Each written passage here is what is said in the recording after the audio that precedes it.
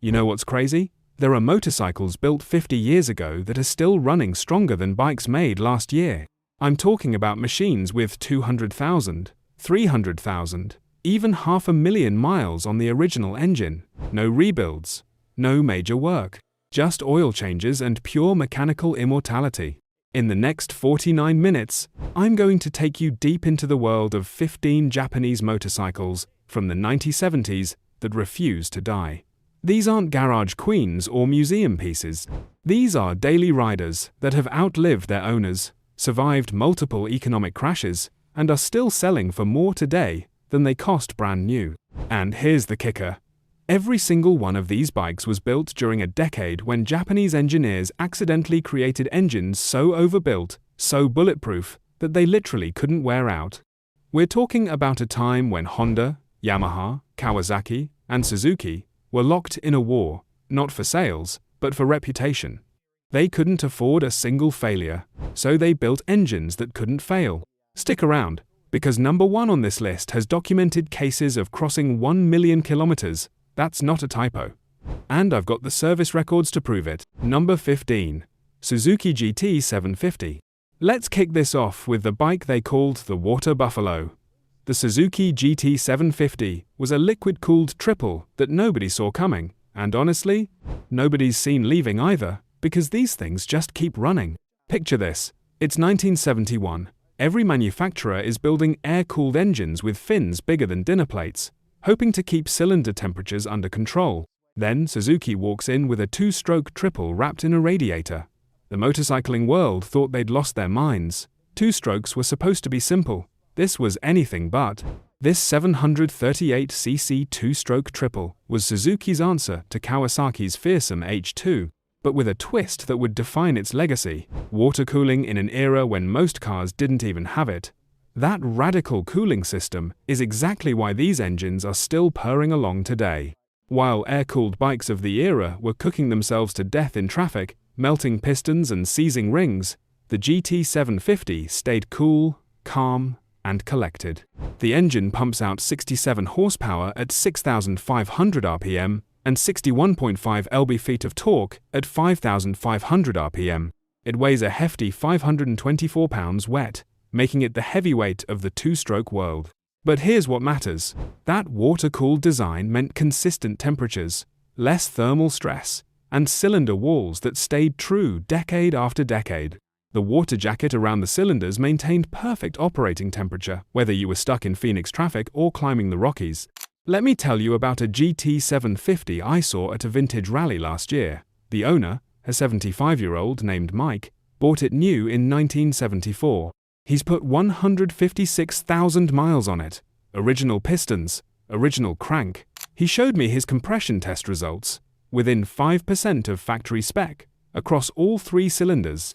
The engine has never been apart except for routine top-end maintenance every 40,000 miles. The engineering that made this possible was revolutionary. Suzuki used a ram air system that forced cool air over the cylinder heads even though they were water-cooled, belt, and suspenders. The crank was mounted on 4 main bearings instead of the usual 3. The connecting rods were forged from chrome molybdenum steel that belonged in a racing engine. They even used a points ignition system with 3 separate sets of points, primitive by today's standards, but each one only had to fire 2,000 times per minute instead of 6,000. The downside? 2-stroke means mixing oil or maintaining the oil injection pump.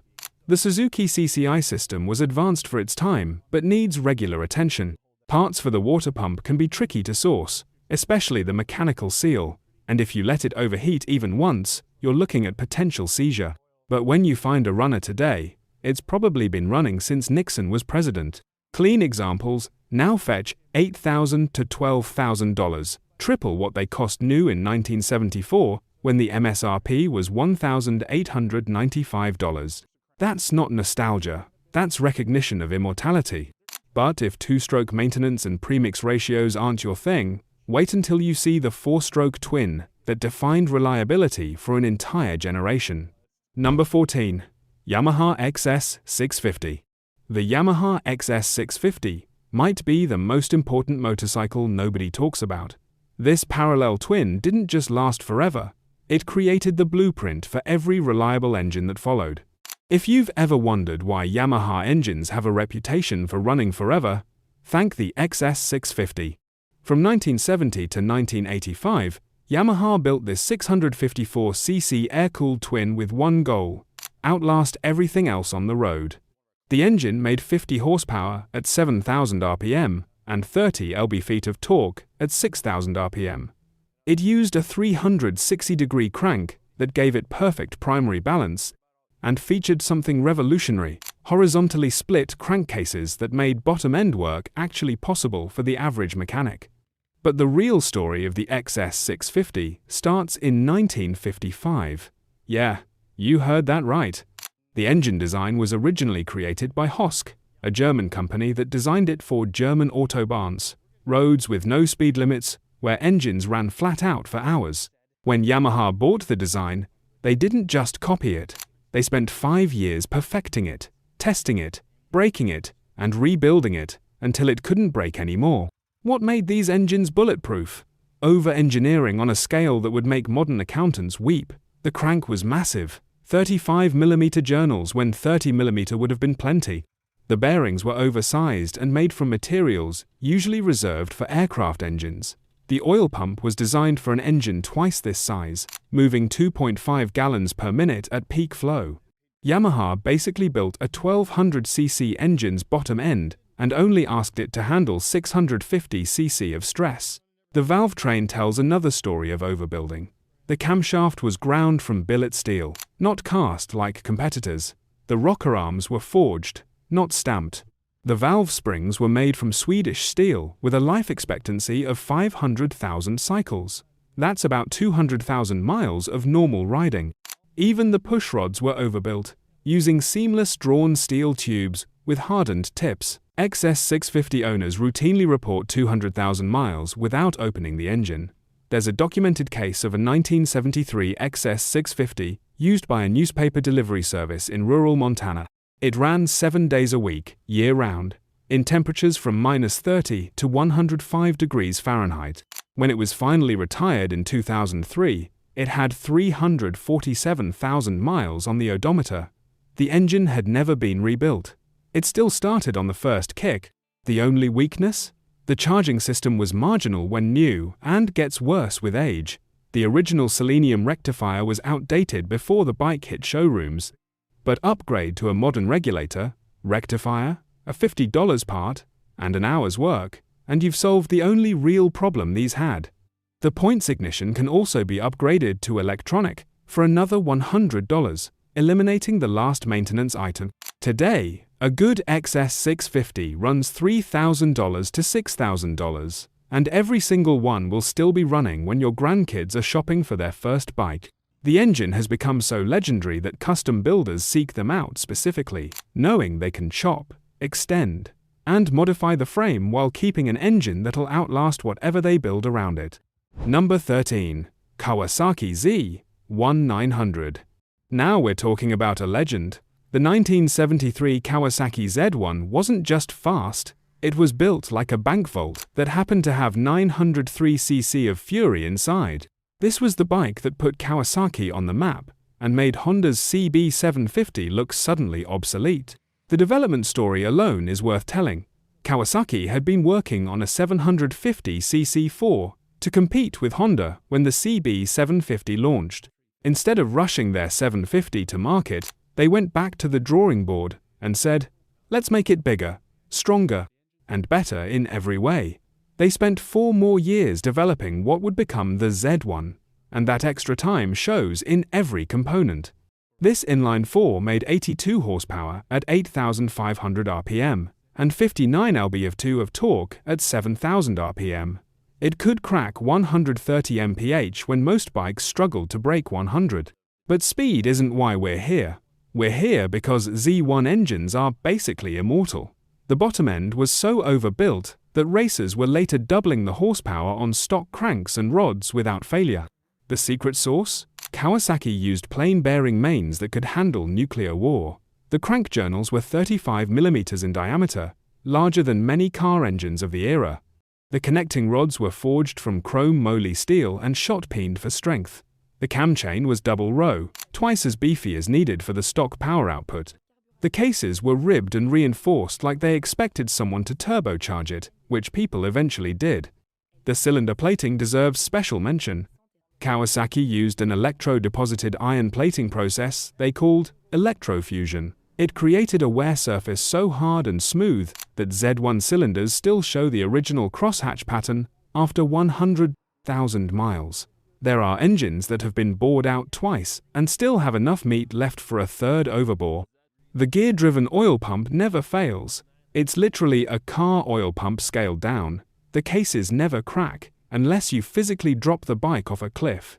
The crank never breaks. There's not a single documented case of a Z1 crank failing from normal use, even in race bikes making 150 horsepower. There's a Z1 in Australia, owned by a former Kawasaki mechanic, with 380,000 documented miles on the original engine. He's kept meticulous records.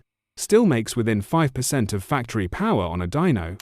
Still doesn't burn oil. Still starts on the first push of the button. He's adjusted the valves 6 times in 40 years. That's it.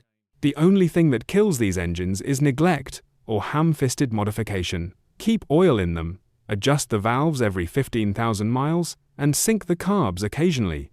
The cam chain tensioner needs adjustment around 30,000 miles, then every 30,000 after that.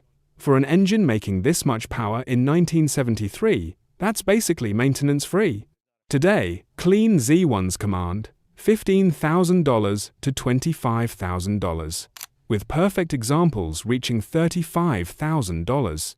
That's not collecting, that's investing in immortality. Speaking of inline fours that refuse to die, the next bike took Honda's reputation and carved it in stone forever. Number 12. Honda CB750 SOHC. This is it. The bike that changed everything. The 1969 to 1978 Honda CB750 didn't just create the superbike category, it created the expectation that Japanese bikes run forever. Before the CB750, if you wanted a 4-cylinder motorcycle, you bought an MV Agusta and hired a mechanic to follow you around. Honda changed that paradigm overnight. The development of the CB750 is the stuff of legend. Honda's engineers were given an impossible task: build a motorcycle that could compete with British twins on performance, match them on price, and exceed them on reliability by a factor of 10. The team, led by Yoshiro Harada, spent 5 years creating what would become the most important motorcycle of the 20th century. The 736cc single overhead cam 4 made 67 horsepower at 8,000 RPM, but those numbers don't tell the story. This engine was so overbuilt that Honda engineers later admitted they had no idea how long it would last because their test bikes wouldn't break. They ran them at full throttle for hundreds of hours. They froze them, heated them, vibrated them on test rigs. Nothing failed. The engine featured innovations that seem normal now but were revolutionary then. A horizontally split crankcase that could be serviced without removing the engine, a one-piece forged crank that was balanced to tolerances tighter than Formula One engines, an automotive-style alternator that actually charged at idle, and a primary chain that could probably tow a car. Let me break down the engineering magnificence. The crankshaft was forged from chrome molybdenum steel, then heat-treated, shot-peened, and balanced to within 2 grams. The connecting rods were forged in Germany by the same company that made rods for Mercedes-Benz. The pistons were cast from high-silicon aluminum, with steel struts controlling expansion. The cam was ground from billet steel to tolerances of 0.0001 inches. Honda built these engines like they were going to power generators in nuclear plants. And in some cases, they did. Honda sold industrial versions of this engine for stationary applications. They guaranteed them for 10,000 hours of continuous operation. That's over a year of running 24/7. There are documented CB750s with 400,000 miles on unopened engines. Taxi companies in Thailand ran these bikes 24/7 for decades, with drivers working in shifts. The engines outlasted multiple frames, several transmissions, and countless riders. One Bangkok taxi CB750 logged 623,000 miles before being retired, not because the engine failed, but because they couldn't find replacement wheels anymore. The only consistent issue? The cam chain tensioner needed periodic adjustment. Every 5,000 miles, you'd back off the lock nut and let the spring push the tensioner against the chain. 5-minute job, that's it. That's the weakness in an engine that otherwise seems immune to entropy. Today's prices reflect this immortality. Good ones run $4,000 to $8,000, with pristine early sandcast models reaching $25,000. And every single one will still be running when internal combustion becomes illegal. Number 11. Suzuki GS750. If Honda's CB750 created the 4-cylinder standard, Suzuki's GS750 perfected it. This 1977 arrival took everything good about the Honda and asked, what if we overbuilt it even more? The answer redefined what reliability meant. The backstory is crucial here. Suzuki was late to the 4-cylinder party. They watched Honda, Kawasaki, and Yamaha battle it out while they perfected their 2-strokes. When they finally entered the 4-stroke game, they had the advantage of learning from everyone else's mistakes. The GS750 was their statement. We've been watching, we've been learning, and now we're going to show you how it's really done. The 748cc DOHC 4 made 68 horsepower at 8,500 RPM, but Suzuki's real achievement was the bottom end. They used automotive-grade bearings sourced from the same supplier that provided bearings for their car division. The crank was forged from vacuum-degassed steel, a process that removes impurities at the molecular level. The result was a crank so strong it became the go-to for drag racers building 150 horsepower turbo bikes. The cylinder plating was revolutionary. Suzuki used a process called SCEM, Suzuki Composite Electrochemical Material. It created a surface harder than chrome but with better oil retention. The result? Cylinder walls that simply don't wear. There are GS750s with 200,000 miles showing factory hone marks. But here's the kicker. Suzuki's engineers were so paranoid about reliability that they tested these engines beyond any reasonable limit. The standard test was 300 hours at full throttle. Then they tore them down and measured everything. They found nothing wrong. No wear, no fatigue, no problems. So they ran them another 300 hours. Still nothing. The test bikes were eventually retired, not because the engines failed, but because the test technicians got bored. The gear-driven cams meant no chain stretch, ever. This was expensive to manufacture, but eliminated the most common failure point of DOHC engines. The oil pump was a twin-rotor design that moved 40% more oil than necessary. The cooling system included an oil cooler as standard, unheard of, in 1977. GS750 owners report something unique. These engines actually get better with age. The clearances stabilize around 10,000 miles, the rings seat perfectly by 20,000, and by 50,000 miles, they run smoother than new. There are multiple documented cases of 300,000-mile GS750s that have never been apart. I know a courier in London who bought a GS750 in 1978. He's put 427,000 miles on it, riding year-round in British weather. Original engine, original clutch, even the original exhaust. He's replaced the stator once at 200,000 miles, a $40 part, and an afternoon's work. He plans to hit $500,000 before he retires, and the bike will probably outlive him. The only vulnerability? The stator might fail around 100,000 miles due to heat cycling. $20 in parts and an afternoon fixes it for another 100,000. The regulator, rectifier, can also fail, but modern solid-state replacements solve that permanently. Find one today for $2,500 to $5,000, and you're buying a bike your great-grandkids could inherit. Number 10. Yamaha RD400. Hold up, another 2-stroke on this list? Absolutely.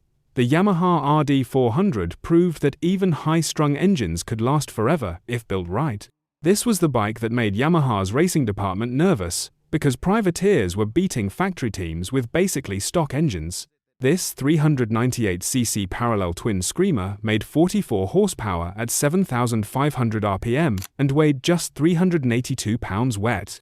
It was a giant killer that could embarrass bikes twice its size, running quarter miles in the high 12s when most 750s were struggling to break into the 12s at all.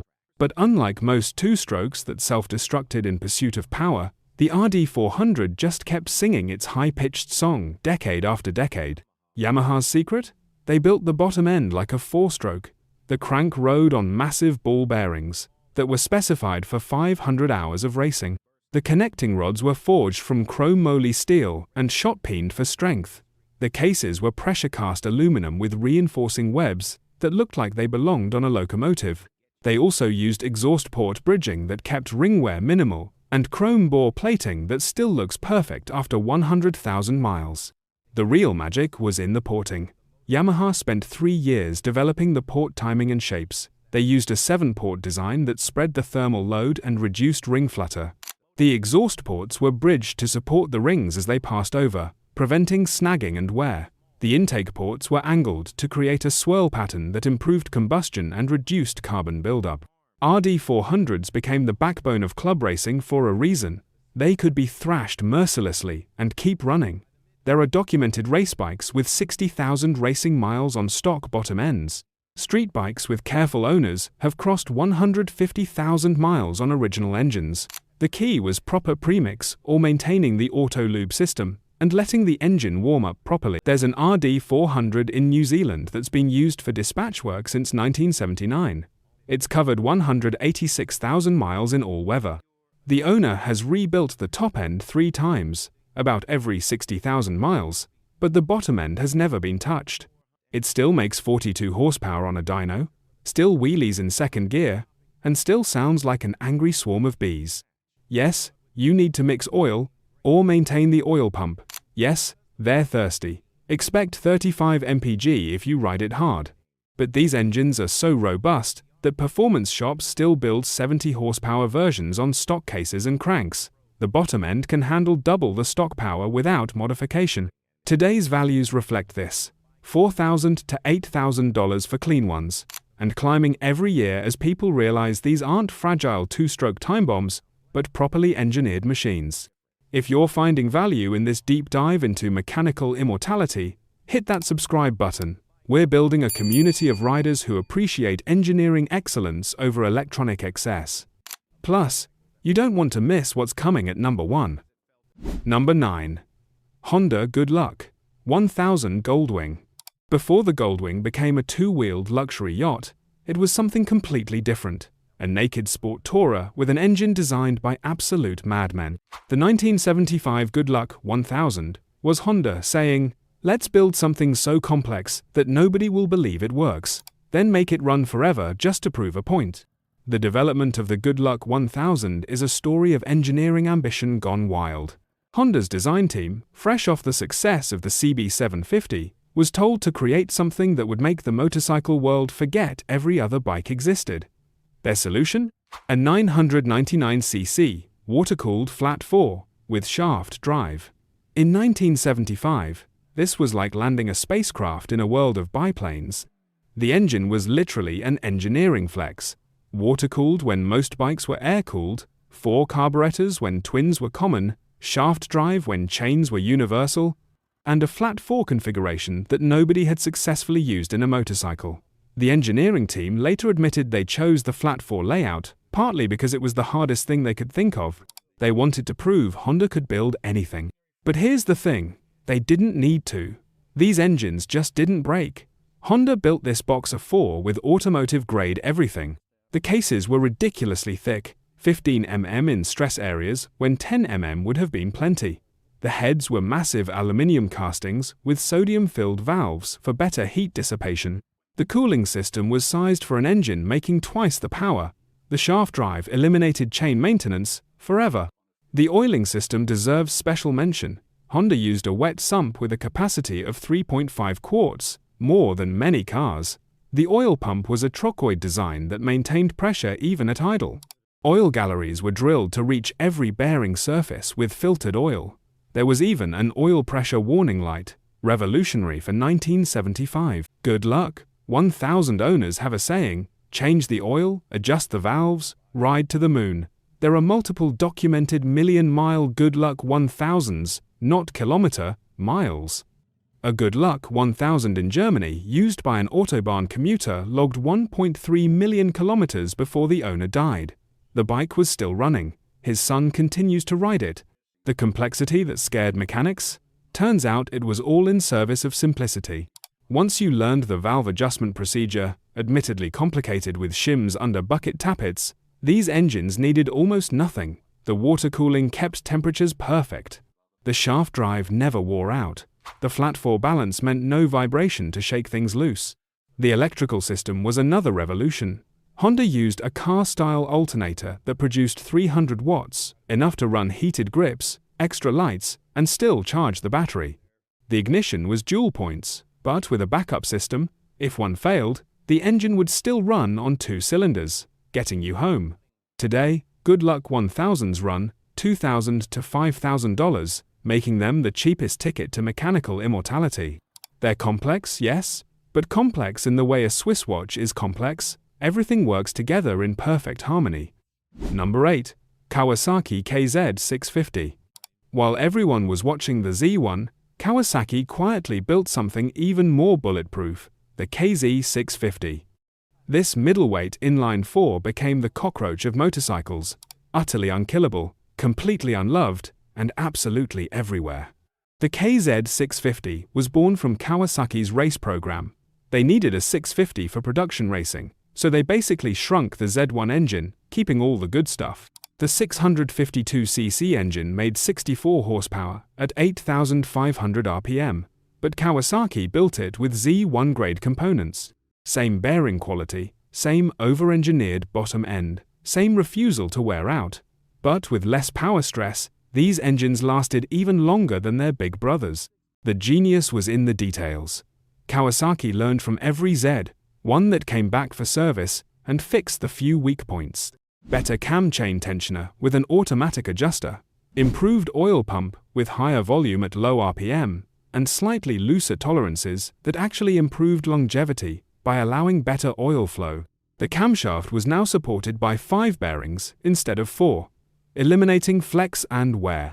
The KZ650 became the darling of dispatch riders, couriers, and anyone who needed to rack up miles without maintenance.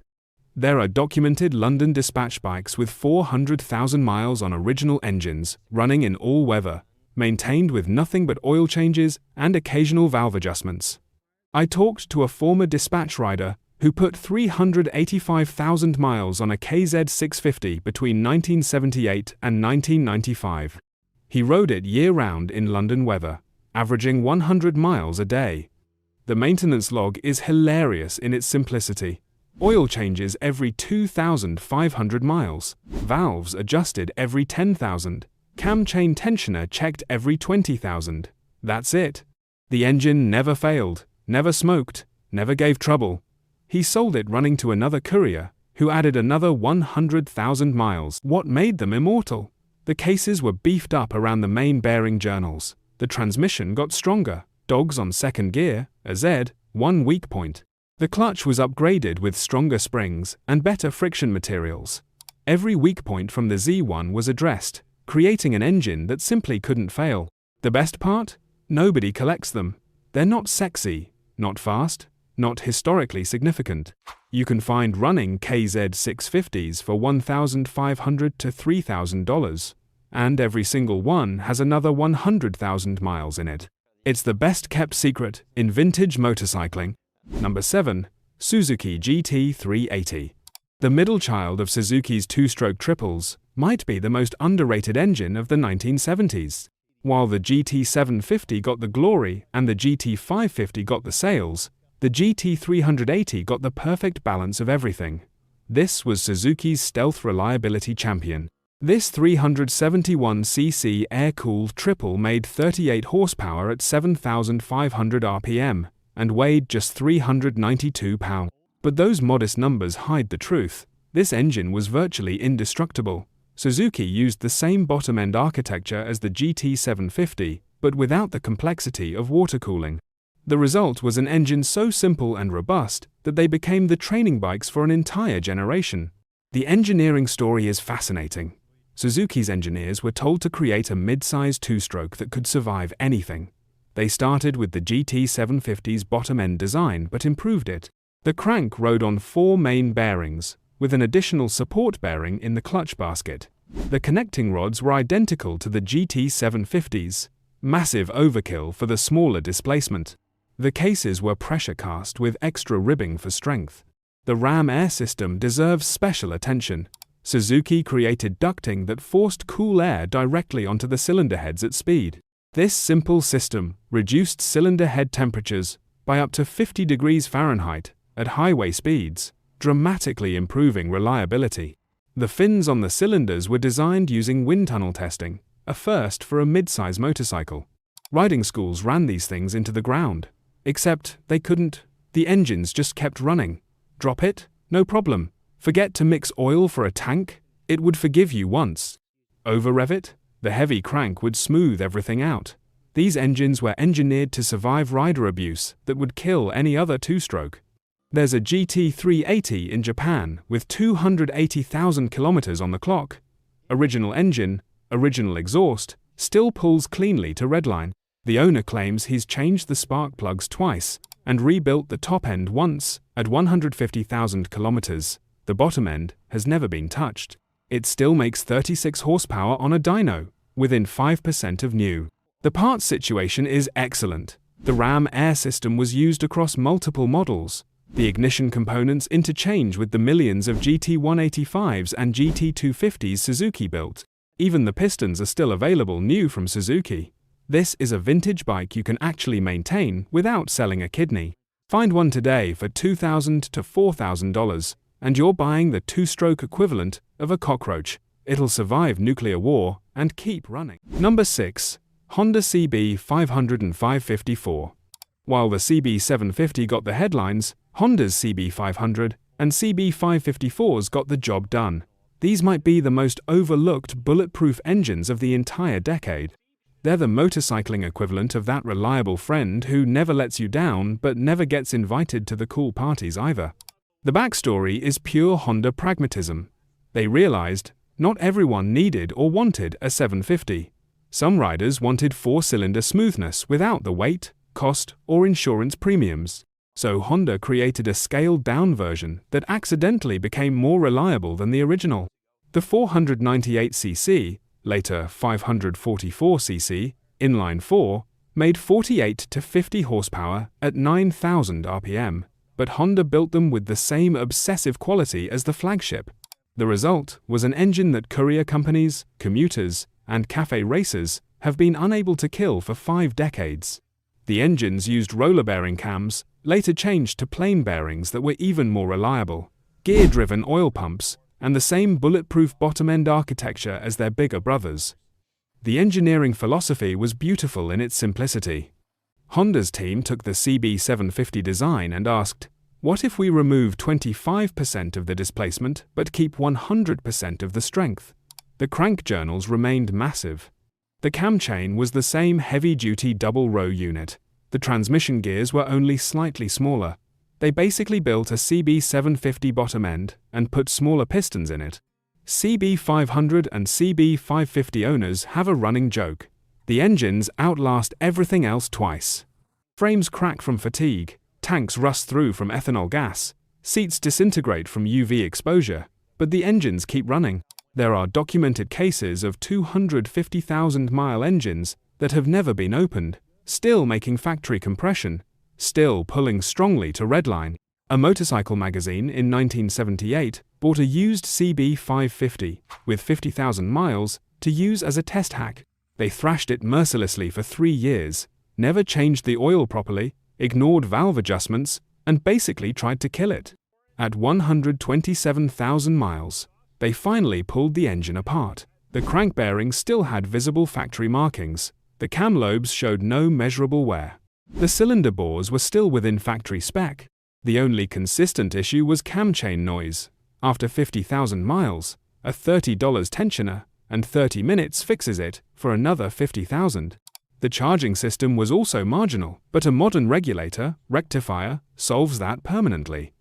Today's market hasn't caught on. You can grab nice ones for $2,000 to $4,000.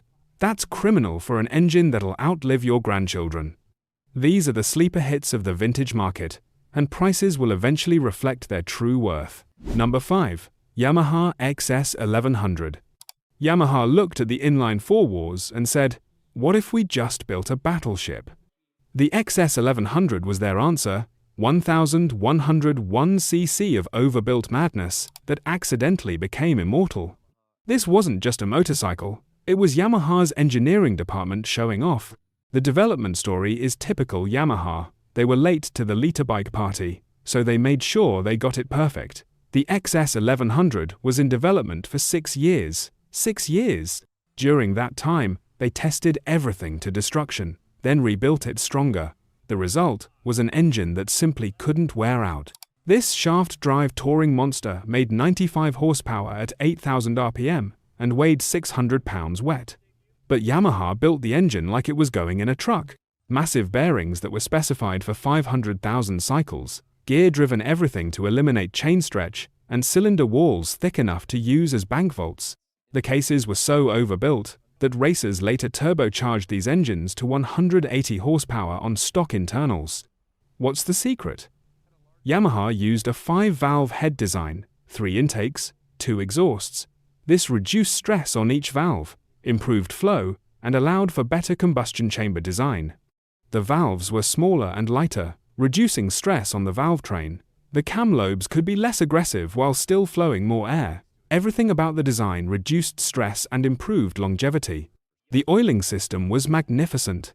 A dual-rotor pump moved oil through galleries that reached every bearing surface. An oil cooler was standard.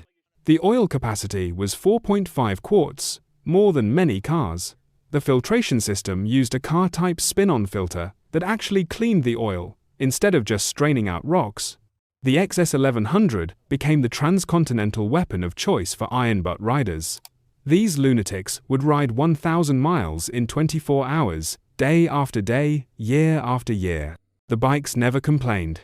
There are documented XS1100s with 500,000 miles on original engines, still pulling like trains. One XS1100 owner in Texas has put 447,000 miles on his 1979 model. He's crossed the continent 47 times. The engine has had valve adjustments every 25,000 miles and nothing else. It still makes 91 horsepower on a dyno. He's planning to hit 500,000 before he stops counting. The second gear issue that plagued early ones? Fixed by 1980 and retrofittable to older bikes with a $200 kit. Other than that, these engines seem immune to time. The shaft drive eliminates chain maintenance, the shaft drive eliminates chain wear, and the engine just keeps running forever. Find one for $2,000 to $4,000 today, and you're buying a mechanical lifetime warranty. Number 4. Kawasaki KZ1000. Take everything that made the Z1 immortal, add 4 years of development, and you get the KZ1000, possibly the toughest inline 4 ever built. This wasn't just an evolution. It was Kawasaki perfecting perfection. The 1015cc engine made 90 horsepower at 8,000 RPM, but Kawasaki had learned from every Z1 that came back for service, all 12 of them worldwide. According to their service department jokes, they improved the cam chain tensioner with an automatic hydraulic unit that self-adjusted. They strengthened the transmission with better metallurgy on second gear. They refined the fuel system with CV carbs that stayed in tune longer. The result was an engine that police departments ran for 200,000 miles between rebuilds. Chipes didn't make these bikes famous. Reliability did. The California Highway Patrol bought KZ1000s by the hundreds. These bikes ran 3 shifts a day, 7 days a week, in all weather, maintained by the lowest bidder with the cheapest oil. They still wouldn't die. Departments sold them at 200,000 miles, not because they were worn out, but because policy demanded it. Many of these ex-police bikes went on to civilian hands and added another 200,000 miles. The Los Angeles Police Department kept maintenance records that are now legendary. Their average KZ1000 went 189,000 miles before requiring any internal engine work. The most common failure? Valve guide seals at around 150,000 miles. A $50 fix. One LAPD motor officer put 267,000 miles on his assigned KZ1000. When they finally pulled it apart for inspection, the technician's report read, "Within factory specifications, recommend return to service." Civilian KZ1000s have it even better. Without the abuse of constant idle time and multiple daily riders, these engines routinely hit 400,000 miles. There are multiple documented cases, including a 1978 KZ1000, owned by a traveling salesman in the Midwest, who logged 438,000 miles, covering his territory.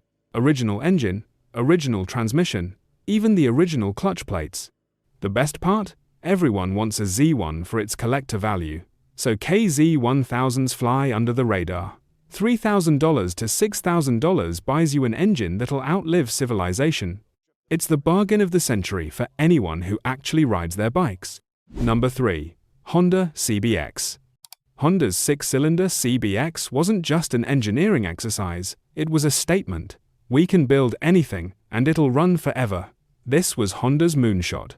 Their because we can moment that accidentally created one of the most reliable engines ever built. The 1047cc inline-six made 105 horsepower at 9,000 RPM and sounded like Formula One. But beneath the exotic cylinder count was typical Honda overbuilding. 24 valves, 6 carburetors, 6 exhaust pipes, and an engine built like they expected it to power aircraft carriers. The development cost was astronomical. Honda reportedly spent more developing the CBX than they did on the entire CB750 project. The engine architecture was insane. 6 cylinders meant perfect primary and secondary balance, no vibration at all. The crank was supported by 7 main bearings, 1 between each cylinder, plus 1 at each end. The cam chain was wider than most motorcycle final drive chains. The oil pump was a dual-rotor design that could supply a small apartment building. CBX engines are basically untouchable. The bottom end is so strong that turbo builds making 200 horsepower use stock internals. The valve train is so robust that 100,000-mile engines still show factory clearances. The only maintenance is valve adjustments every 15,000 miles, and keeping 6 carburetors synchronized. Admittedly a challenge, but that's tuning, not repair. Here's the insane part. Complexity didn't hurt reliability. CBX engines routinely hit 200,000 miles without being opened. The 6-cylinder configuration meant perfect balance, no vibration, no stress. These engines wear in, not out. At 50,000 miles, they run smoother than new. At 100,000, they're just getting comfortable. There's a CBX in Florida that's been used for sport touring since 1980. The owner, a retired airline pilot, has put 312,000 miles on it, crossing the country dozens of times. Original engine, never opened. It still pulls to redline, still makes that F1 sound, still draws crowds at gas stations. He's had the carbs rebuilt twice and the cam chain adjusted 4 times. That's 45 years of maintenance history. Values are climbing fast, $6,000 to $12,000 today, because people are figuring out these aren't just collectibles. They're the most exotic engine you can buy that'll still be running in 2074. Number 2. Suzuki GS1000. If the GS750 was bulletproof, the GS1000 was bulletproof with a bigger bullet. This was Suzuki saying, let's build the ultimate anvil, and they succeeded beyond anyone's wildest dreams. The 997cc inline-4 made 90 horsepower at 8,000 RPM, but Suzuki built it like it made 200. The crank was forged from unobtainium, actually a special steel alloy that Suzuki developed specifically for this engine. The bearings were sized for diesel engines. The cases were thick enough to use as armor plating. This wasn't just over-engineering, it was engineering refusing to accept mortality. The development process was insane. Suzuki's engineers were given one directive: build an engine that could not fail under any circumstances. They tested prototypes to 500,000 kilometers on dynos running full-throttle acceleration cycles. They froze engines to -40 degrees, then immediately ran them at redline. They contaminated the oil with water and sand to simulate the worst possible conditions. The engines kept running.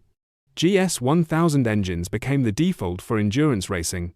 Teams would run them for 24 hours straight at full throttle, change the oil, and do it again. Yoshimura Racing won multiple championships on basically stock GS1000 engines making 120 horsepower. After a full season of racing, they'd tear them down to find nothing wrong. Bearings still perfect, cylinders still showing crosshatch, cams showing no wear. Street bike owners report 300,000 miles being normal, 400,000 being common, and 500,000 being Tuesday. There's a GS1000 in South Africa that's been used for safari tours since 1979. It's covered 623,000 miles on dirt roads, through river crossings, in 120-degree heat. Original engine. The owner has adjusted the valves maybe 10 times and replaced the cam chain once at 400,000 miles. The chain-driven cams were the only theoretical weak point, but even they lasted 100,000 miles minimum. Everything else was essentially permanent. There are GS1000s running today with original pistons showing factory machine marks after 400,000 miles. Prices remain reasonable, $3,000 to $6,000, because everyone's distracted by flashier bikes. Their loss. This is mechanical immortality at its finest. Number 1. Honda CB750 DOHC. And here it is, the king of forever engines, the bike that refuses to acknowledge the concept of wearing out. The 1979 to 1982 Honda CB750 DOHC. Honda looked at their revolutionary SOHC 750 and asked, what if we made it absolutely perfect? The answer was an engine so overbuilt that it became the default choice for anyone who needed to cross continents, deliver packages, or just ride for the next 1,000 years. The 749cc twin-cam 4 made 77 horsepower at 9,000 RPM, but the numbers don't matter. What matters is that these engines simply don't wear out. The bottom end was strengthened beyond reason. The crank journals were increased to 36 mm. The bearings were upgraded to aerospace spec. The cases were ribbed and reinforced until they looked like abstract sculpture. The dual overhead cams were chain-driven, but with tensioners that actually worked, hydraulic units that self-adjusted and never needed attention. The oiling system was completely redesigned. Honda added a second oil pump specifically for the head, ensuring perfect lubrication to the cams and valves. Oil capacity was increased to 4 quarts. The filtration system used a cartridge filter that actually cleaned the oil instead of just straining it. Oil pressure was monitored by both a gauge and a warning light. Here's the proof. There's a documented CB750F in Poland with 1.1 million kilometers. Original engine, never rebuilt, still makes factory compression, still doesn't burn oil. The owner bought it in 1981 and has ridden it every day since, averaging 100 kilometers per day, every day, for 43 years. His maintenance log is beautiful in its simplicity. Oil every 5,000 kilometers, valves checked every 20,000 kilometers, they never need adjustment. Cam chain checked every 40,000 kilometers, never needs adjustment either. Courier companies in Europe ran these bikes for 500,000 miles between rebuilds, and only rebuilt them because insurance demanded it.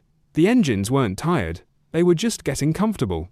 Amsterdam Courier Service has records of CB750Fs that covered 600,000 miles in 5 years of city delivery work. Stop and go, all weather, multiple riders per day. The engines outlasted 3 frames, numerous accidents, and countless clutches. But here's what really sets the DOHC apart. It got better with age. Honda's metallurgy was so advanced that the engines actually work hardened with use. The cylinder walls got harder, the bearings seated better, the entire engine became more efficient over time. Dyno tests show 100,000-mile engines making more power than new ones. The DOHC CB750 achieved something incredible. It improved on perfection. It took everything Honda learned from millions of SOHC miles and applied it. The result wasn't just a reliable engine. It was an engine that seems to exist outside the normal rules of physics. Find one today for $2,500 to $5,000, and you're not buying a motorcycle. You're buying a mechanical companion that'll outlive you, your children, and probably their children too.